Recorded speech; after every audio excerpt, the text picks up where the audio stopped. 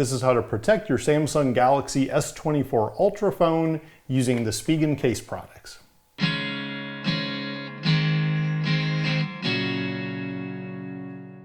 As you saw in the previous videos, I recently upgraded from the Samsung S21 Ultra to the Samsung S24 Ultra. And if you remember from the unboxing video, this S21 is a little bit different size in length and width than the S24. And yes, we know what that means. My case for the S21 will not work on the S24. I've used a couple Spigen cases before with the S21 and the model before it, and I've had good luck with those. I did try a different lens cover on this once. Can't remember who made that, but it was the glass type versus the film type. Had problems with it, cut myself on the one for the cameras. The fingerprint didn't work. It was just not a pleasant experience. So I went back to Spigen for this case. So in front of me, I have the camera protector. I have the actual case protector, and I have the film for the screen protector. I'm going to start with the camera protectors first. So I'll set these two aside and start with the kit for the camera. All right, we do get a little instruction sheet here. It does say on these instructions for the camera to take off your phone case before installation, so good thing we're leaving that. It also notes to please secure the position of the lens protector when installing and removing your phone case. So as these go on, it sounds like they could pop off if you're not being careful when you put your case on and off. Most of us, once we put our case on, it stays on for the duration of our phone. This little device is actually the removal tool. So you want to hang on to that in case you have to remove it. The first step it shows is to clean the lenses. So do that with this little cloth. So we've done that. Now we have a dust removal sticker. Basically, it's just enough adhesive to pull any dust off of everything.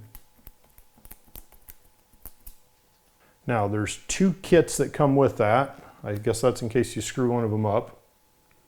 And it does say back.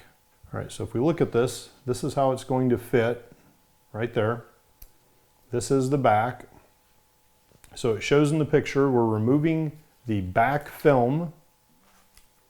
We're not going to touch it. And we're going to place it. We're going to place it very carefully. And you can see here where it says press and slide. So we're going to press and slide.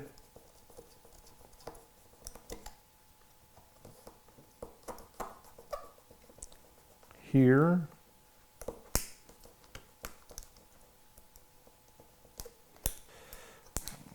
Press and slide. Got it. Press and slide. Got it. Okay. And that looks like it went the wrong way. Yep. So what happened is that somehow got flipped around direction-wise. So now I'm going to put it the right way. Now everything seems to fit well. So now let's go ahead and push down on everything. Press and slide. Press and slide.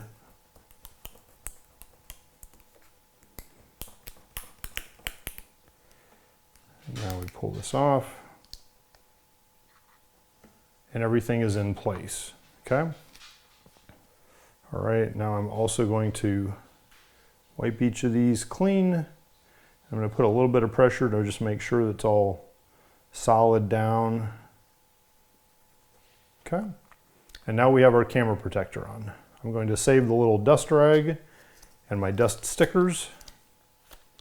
And I do have this spare kit that I'm going to hang on to.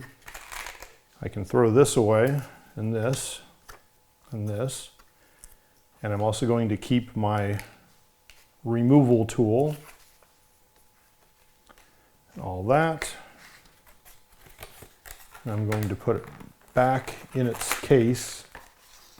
And I'm going to hang on to this for the future in case I need it. So that's step one. It does say that you're supposed to put the case on before installing the film, which is interesting. So I will do that. So let's move over here to the case. This should be pretty straightforward.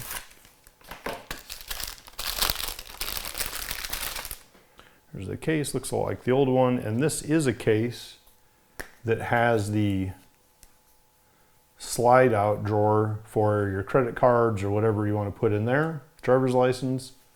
So that goes in the back. And we'll again be careful, as it said, when we install for the cameras so we don't accidentally knock one of those little protectors off. So I'm going to put it in the bottom first. And then make sure it goes in around, and it fits right in there pretty well. It fits very snug around all the lens protectors. Buttons still work as far as the side buttons here. You can see that works pretty well. That's something that used to fight a lot on the older cases, but these have gotten pretty good. The next step I'm going to do is the NeoFlex optical film. All right, so we have whatever this tube here is. We have a little pouch, there's some films. There is a video installation right here, website and QR code. I noticed they do have this guide for perfect fingerprint scanning. It says dry, 3 minutes, re-register fingerprint, problem check, remove water completely, dry at least 3 minutes, re-register fingerprint, okay? So we'll keep that. See what's all in here. Dust removal sticker. This is the squeegee here for squeezing off the water that we're going to use.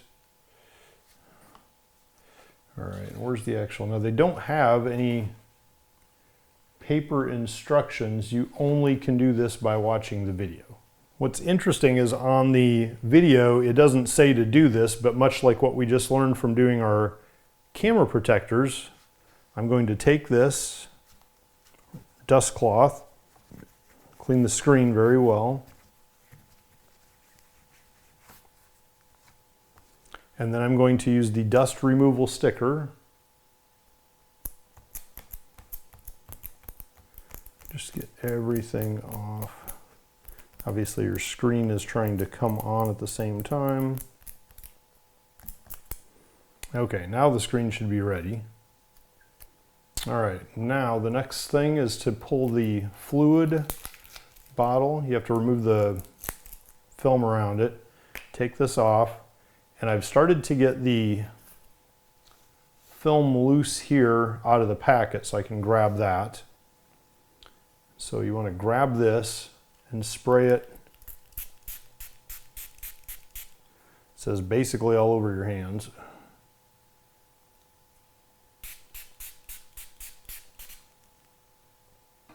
And then it wants you to pull the film out here. And it says to pull the back off of it. The frosted side, I assume, is the back. And you'll see there's a camera hole. That's for your camera here. Try not to mess up the film. Be able to catch it right on that. Okay. Now this is the back side and the adhesive side. So what it says to do is spray the solution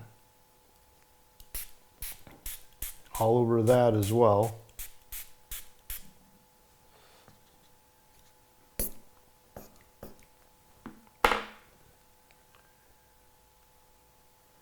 Then we're going to lay it down and center it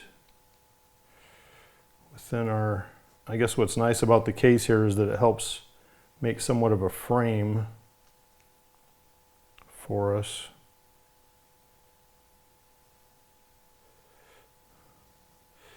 It's a little bit tricky getting it perfect because you have to get it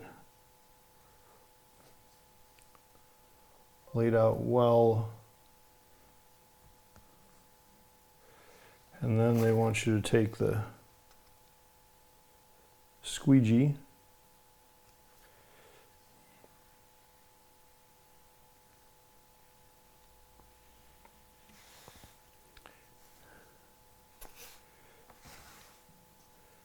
Squeezing it from all directions, making sure you get all the bubbles out. You can see it's real nicely fit at all four edges. That's what you want. So you can just make sure you get all the bubbles out everywhere. I have done these film ones and I've done the glass type ones. Personally, I prefer the film type. That's just me. Okay, then it said give 3 minutes to dry. So let's do that. And the fingerprint worked right off the bat, which is great. But let's just give it a timer 3 minutes. Oops, it's hours. Start. Okay, and time's up. Dismiss. Okay, and if we turn the phone off, turn it on, it's very quick to recognize the fingerprint, so I don't really see that being an issue with this one. Turn it off, turn it back on. Fingerprint consistently works well, so much better than the glass version of this that I had issues with. Still have a second screen protector and a second camera protector, so I'm going to put all that stuff, as much as I hate pack riding, I'm going to throw all that stuff in a box somewhere and protect this nice investment that cost more than my first car did.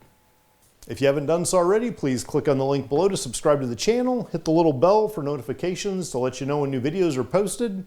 You can check out the YCC store, see if there's any merch you like, and live for today.